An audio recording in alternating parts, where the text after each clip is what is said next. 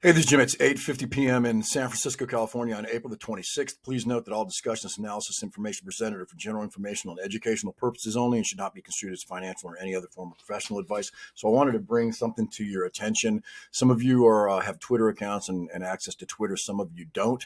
And I'm having problems getting the kind of visibility that I had on Twitter, a year ago even. And so it's better for me to post something here on YouTube so that the people who aren't on Twitter can see this, and also the people who are on Twitter who aren't seeing my tweets can also learn about this. One quick thing, you guys know that, or it should make sense to you, that there was absolutely zero upside in me making it publicly known that I was a no vote on this. The easiest way to flourish if you're trying to grow a YouTube channel or any kind of an AMC following is just to go along with everything that Ademir and the board suggest, i.e. to be a yes vote and just to plow forward. But I'm convinced, and I spent a lot of time thinking through it, talking to a lot of smart people, that the no vote was the smart vote, and that is because we absolutely have time here. There's no imminent danger of bankruptcy. That's complete FUD. And you'll notice that some of the people on Twitter and with YouTube channels who are no votes sort of jumped on the bandwagon with the mainstream media in perpetuating this myth that the company is on the verge of having problems and headed toward bankruptcy. So just think through that as you decide who to listen to, who not to listen to, as you develop your own opinion about these things. What I wanted to show you guys tonight is Ethan, who I talked to several times now and have followed some of his tweets and things like that for a much longer period of time than I've actually started to talk to him. I think he's a stand-up guy. I think he's a very smart guy. You guys can follow him on Twitter. I want to show you what he tweeted, 7 hours ago, it looks like.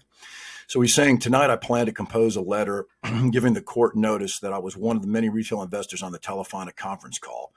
I will give the court further notice that upon listening to the said call, I'm now asking the court to issue an order instructing AMC's attorneys to file an affirmation substantiating his declaration that 3.8 million shareholders exist. I'm going to further ask the court that said attorney provide documents and exhibits. If the court wants us to prove we are shareholders, then AMC should prove how many shares exist as well.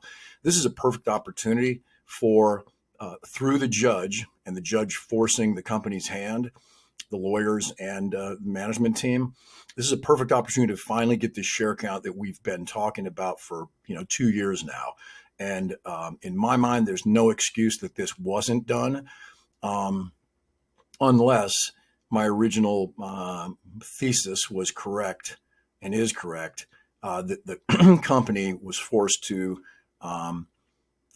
sort of work with some other people to try to eliminate this systemic risk that was created when some large hedge funds obviously made a bet on bankruptcy for AMC. And so the difference between a simple short position and a bankruptcy bet is that a bankruptcy bet, when a large hedge fund is so certain that the company is going to go to zero, becomes a situation where they're much more likely to either accidentally or purposely short many more shares than would typically be a responsible level, and also in including possibly shorting more shares than exist, which is what a lot of you believe and the people that I've talked to when I first got involved in this. So anyway, if you are on Twitter, please follow Ethan. What he's going to do is he's going to be able to keep up with like a bloodhound. He's going to keep up with exactly what the judge says in her summary of the live phone event, and then we'll at that point we'll be able to know certain milestones and set dates where certain events will happen. What I told him and what I've thought all along is I don't really care about how long this thing might extend date-wise. I just want to know, I want to come as close as possible to understanding the minimum amount of time that this will take, because I'm convinced that, even 2 weeks, and this looks like it's going to extend into June, but we'll know more when Ethan posts his summary of what the judge says. But even 2 weeks is enough to really cause a lot of pain on the not only the arbitrage positions that were set up counting on a yes vote followed by a very quick combining of APE and AMC, and then the full 1-for-10 reverse split, and then followed, I'm sure, very, very quickly by dilution with the company working to raise capital.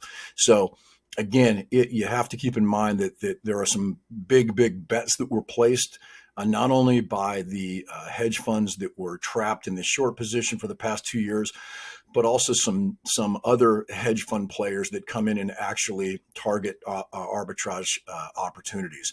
So what it means for us is it's good news for us. Any extra amount of time that this thing takes to unfold, that represents even an hour or a day or a week or a month longer than these guys had positioned for, means that they'll have to start to unwind those bets. And so I think that's probably what my model has spotted, and the reason it's predicting this beautiful zone of strength tomorrow and over the next multiple sessions here. So again, you guys, please give Ethan a follow. I think he's a smart guy. I do trust him. I've spoken to him on the phone multiple times, and I'm impressed. He's tenacious, an absolute bulldog, and he's a guy that wants to see justice. He's a guy that really does not like to see the bad actors taking advantage of retail investors, and also, in essence, wrecking our financial system. I mean, the number of people that I've spoken to over the past 2 years that talk about never investing in the U.S. financial market again when this is over is a really bad sign, a really depressing sign, especially for the younger generation. And so what we don't want to have happen is we don't want to wreck the capital market. We let some bad actors wreck the capital markets and destroy something that is an engine for small cap company growth and innovation. So anyway, that's it from my side. I just wanted to bring that to everyone's attention and assure everyone that I'm 100% behind the company, 100% behind shareholders. And believe me, there was nothing but downside for me to make it public that I was a no vote and to say anything against AA or the management team. So you can believe that before I would do that, there's some really good reasons for me to take the other side of this. That's it from my side. Good luck, you guys.